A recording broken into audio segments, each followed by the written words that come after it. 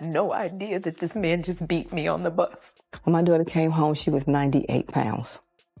When she left to be with him, she was 125. I love my brother, but he do have a problem. I know the type of monster he is. People close to R. Kelly have long warned he was dangerous, even monstrous. Now, he's back in headlines after sharing a disturbing video from prison that's reopened old wounds and left his victims shaken to the core. In this video, we're diving into that clip and Kelly's current reality, his most chilling recordings yet. The man once crowned the king of R&B is now serving 31 years at the Federal Correctional Institution in Butner, North Carolina for racketeering, trafficking, and crimes involving minors and illicit recordings. But things have taken an even darker turn, and the signs were there all along. Remember that explosive 2019 interview with Gayle King? That meltdown was the blueprint for what we're hearing now in his prison recordings. Kelly was unhinged, desperate, and cracking under pressure. The same paranoia echoing in his voice today.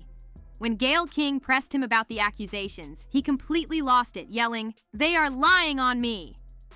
The moment Gayle mentioned the multiple women who'd come forward, Kelly's manipulative side slipped through. His behavior in that interview mirrors exactly what we're seeing now: emotional chaos, guilt-tripping, and pure control tactics. That breakdown was prophetic. When he screamed, "I'm fighting for my life!" He wasn't just talking about court, he was foreshadowing the psychological collapse we're witnessing in 2025. Now behind bars, Kelly's words have taken on an eerie new meaning. That buried alive line hits way harder today. In his latest prison audio, he talks about people trying to poison him and take him out. It's paranoia turned reality for a man trapped in isolation and losing grip on control. When Gayle pressed him on holding people against their will, Kelly's defensive act was chilling. He glanced straight into the camera and said, "That's not true." That moment showed how self-aware and manipulative he really was, performing even as he unraveled. And now, those same calculated theatrics have followed him right into his cell. Fast forward to 2025. That same manipulation has evolved into desperation. Kelly's allegedly been recording music and leaving cryptic messages through prison phone calls. These recordings aren't about redemption or faith. They're filled with talk of death, poison, and betrayal. Fans say it sounds like a man who believes everyone's out to get him. It all started in March 2025, when Kelly jumped on a viral remix challenge of Chris Brown's Residuals. But instead of flexing, his version was terrifying. His voice sounded broken, full of fear and anger, like someone haunted by ghosts from his own past. Compared to the 2019 Gayle King interview, the shift is haunting.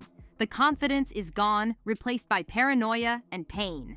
Even before prison, the red flags were flashing. In a HuffPost live interview years ago, Kelly's temper exploded the moment he was asked about his lyrics. He snapped, deflected, and tried to control the conversation, the same defensive pattern that's now spiraling out in his phone recordings. In these new tapes, that victim mentality has twisted into something much darker. His audio clips are going viral on TikTok and Instagram, one in particular where he growls, "Who's getting all my checks?" Hit fans hard. Some say it's tragic, others say it's bone-chilling, because you can hear the raw fear bleeding through his voice. By May 2025, those haunting recordings had already snowballed into one of the most unsettling series of prison releases ever dropped. And if this is just the beginning, things might get even darker from here. When that track, "They Trying to Poison Me in Jail," dropped, it sounded straight haunted. Kelly claimed prison guards were dosing him, saying they were literally trying to kill him. As 2025 rolled on, the songs just got darker and more desperate, turning into full-blown panic messages from a man losing his grip. By June, tracks started surfacing with bone-chilling titles like "They Dosing Me to Death" and "I Heard the Guards Say Kill Him." These weren't songs anymore. They were SOS calls from a man convinced he wouldn't make it out alive. Kelly even sang, "I can smell death." Hearing that from someone once called the king of R&B, terrifying. His mental decline is impossible to ignore. From shouting, "I'm fighting for my life" in that 2019 Gayle King interview to whispering about death in 2025, it's like watching a total breakdown unfold in slow motion. The superstar who once ruled stages is now a paranoid inmate leaving desperate phone messages from his cell. What's wild is how deep the paranoia runs. Every track screams death, poison, and fear. But is it real danger or just a collapsing mind? That's the question haunting fans and prison reform advocates alike. Oh my God, all of them. Got little girls trapped in the basement, helicopters over my house, trying to rescue someone that doesn't need rescuing because they're not in my house, handcuffing people, starving people. I have a harem, a cult. I don't even really know what a cult is, but I know I don't have one. Things got even more suspicious when, right after these songs dropped, Kelly's legal team filed court papers on June 10th, claiming prison staff had a murder plot against him and begging for early release. That timing raised eyebrows. Same old pattern of using publicity to push legal angles. But what really shocked people is how the audio keeps leaking. Federal prisons don't play with recording gear. It's banned. So the clips making rounds online, they're all phone audio, cleaned up and remixed with AI visuals or prison stock footage to make it look official. The internet can't decide what's real. Some clips turned out completely AI generated, but others are confirmed legit, including a haunting March 2025 call to a podcast called Inmate Talk with A and NP. Kelly sang When a Woman's Fed Up through a gritty prison line, and the emotion was chilling. A man who once sold out arenas was now crooning to a podcast audience from behind bars. The contrast is heartbreaking. Back in his pre-trial interviews, Kelly still had that defiant ego. Now he just sounds broken. The bravado's gone, replaced with pure fear. By August 2025, he dropped It's August and Still in Prison Again, produced by Lil R 3VI. The track was a sad anthem about being forgotten, trapped, and losing hope. Even fans who once defended him admitted he sounds like a man drowning. Looking back, when he told Gayle King he felt buried alive, it feels prophetic now. He's not just talking about court anymore. He's living it in real time, inside those cold prison walls. The fall from global icon to isolated inmate is one of the most dramatic collapses in R&B history, and his voice, once full of pride, now trembles with fear every time we hear it. R. Kelly's been locked up at Butner Medium IFCI in North Carolina since April 2023, a federal prison known for housing high-profile inmates like Bernie Madoff. It's a medium security joint with medical units, but make no mistake, it's no celebrity retreat. For Kelly, this place is home for decades to come. His release date? December 21st, 2045. That means he'll be 78 if he lives long enough to see freedom again. Life inside Butner is a total 180 from the world Kelly once ruled. The man who once performed for millions now spends up to 23 hours a day in a cell, likely under protective custody because of the nature of his crimes. He's cut off from church, classes, or even group recreation. His yard time is barely an hour a day, often alone. That kind of isolation breaks people down, fast. Reports say Kelly's been placed in solitary confinement multiple times for his safety, but that safety comes at a heavy cost. Experts call long-term solitary psychological torture, and judging by his paranoid prison recordings, Kelly's mind is feeling it. These aren't just delusions. Officials clearly think the threats are real if they keep locking him away from everyone else. For a man who fed off crowds and music, being sealed in silence is brutal. Imagine going from stadium lights to a concrete box where even the air feels heavy. His lawyers say he's also dealing with a serious, possibly incurable medical issue, though the details are kept private. Still, that adds another layer of fear to a life already built on paranoia. In prison, sex offenders like Kelly sit at the rock bottom of the hierarchy. Behind bars, they're called chomos or skinners. Titles that mark them for violence and humiliation. Even murderers and gang leaders look down on them. Cases like Jeffrey Dahmer, who was murdered in prison, and Jared Fogle, who was beaten in 2016, show just how real that danger is. Kelly's facing the same energy, every single day. His 2025 recordings are drenched in paranoia, naming names and hinting at murder plots from both inmates and corrupt guards. His lawyers even mentioned alleged threats from white supremacist gangs like the Aryan Brotherhood. A chilling thought when you realize he's surrounded by them 24/7. And here's the crazy part. Even with all that, Kelly's still finding ways to record. He's claimed to have written 25 albums since being locked up, but with no studio access, his only tool is a prison phone. Those scratchy calls you hear in his songs, that's him literally singing through the monitored inmate phone line. Every word he speaks gets recorded and reviewed by prison officials, meaning the same system he uses to vent could also be used against him. The irony is wild. The man who once had million-dollar studio setups now has to make music through a prison phone meant for calling lawyers and family. Kelly's even hinted that some of the guards might be plotting against him, like in his June 2025 track, "I Heard the Guards Say Kill Him." Whether it's paranoia or truth, it paints a picture of a man who feels hunted from every direction. And on top of all that, his money's drying up fast. Between lawsuits, frozen royalties, and mounting legal bills, Kelly's fighting not just for his safety, but for survival in every sense of the word. Kelly's money situation is collapsing fast. His music royalties are being seized to pay off debts and restitution to victims. So even the passive income from his decades-long career is gone. Add in sky-high legal fees and basic prison costs, and the man who once had mansions and millions can barely afford ramen and soap from commissary. Photos from February 2025 show Kelly in standard prison clothes, aged, tired, but still trying to keep it together. What those pictures don't show is the psychological wreckage. The fear, paranoia, and total isolation have clearly eaten away at a man who used to dominate stages with unstoppable confidence. Then came June 2025, when things took an even darker turn.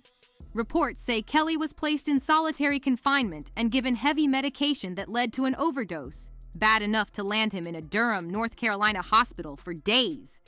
His legal team called it an attempt on his life, claiming both inmates and corrupt prison staff were plotting to kill him.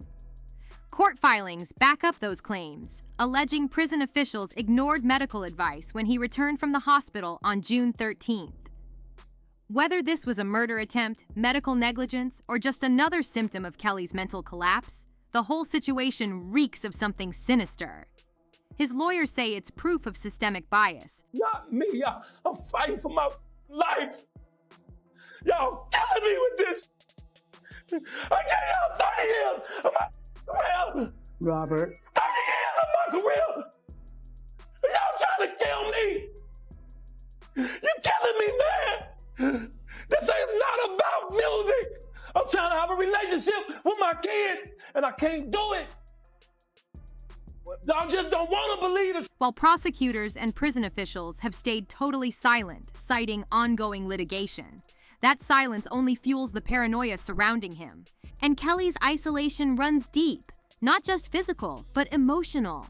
His ex-wife Drea Kelly and their kids reportedly haven't visited him once. His only human contact comes from lawyers, guards, and monitored calls.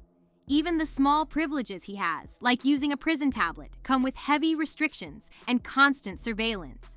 Every word, every move, every tap, watched and recorded. For a man who once had total control of his world, that loss of power hits hard. He went from commanding entourages to begging for basic contact, from luxury studios to fluorescent prison lights. His world shrank to 4 cold walls and a phone line that records everything. Now let's rewind and break down how Robert Sylvester Kelly, the self-proclaimed king of R&B, turned into inmate number 90,888. This fall wasn't random. It was decades in the making. The justice system finally caught up with a man who thought he was untouchable, and it became one of the biggest takedowns in R&B and hip-hop history.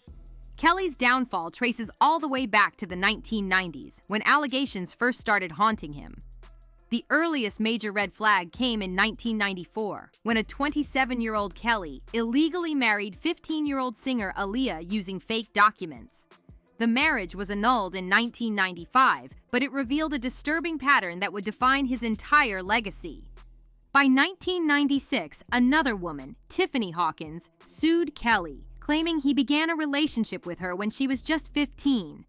The details were graphic and deeply disturbing, involving coercion and group activities with other minors. The case was quietly settled in 1998 for $250,000, pocket change for Kelly at the time, but it showed how he used money to bury the truth. Then came the infamous 2002 tape, a video allegedly showing Kelly engaging in acts with a 14-year-old girl. The footage sparked child exploitation charges in Chicago, and the evidence was clear. But in 2008, Kelly somehow walked free after the victim refused to testify. That acquittal became the fuel for his arrogance, making him believe he was untouchable. From there, his story only spiraled deeper into darkness. A star who played God for too long, now trapped in the cold reality of the prison system he once mocked.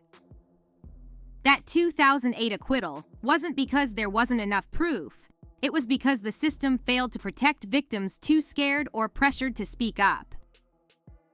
Witnesses had already confirmed it was Kelly and the underage girl in that tape, but fear, shame, and manipulation kept the truth buried. That win in 2008 was temporary, because years later, that same tape came back to haunt him, becoming key evidence in his 2022 conviction.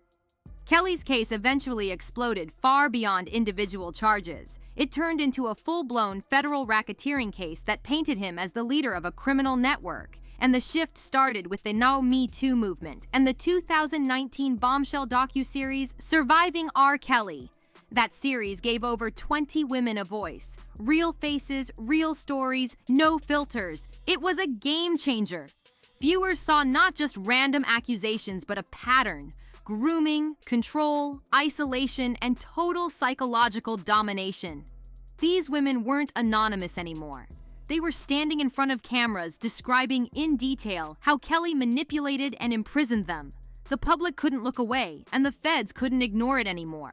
That's when the FBI and Homeland Security stepped in, treating Kelly not like a fallen star, but like a mob boss.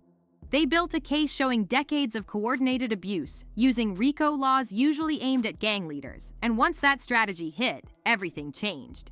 Kelly was arrested in February 2019 on 10 counts of aggravated criminal abuse in Illinois, and by July, new federal charges dropped in New York and Chicago for racketeering, trafficking, and obstruction.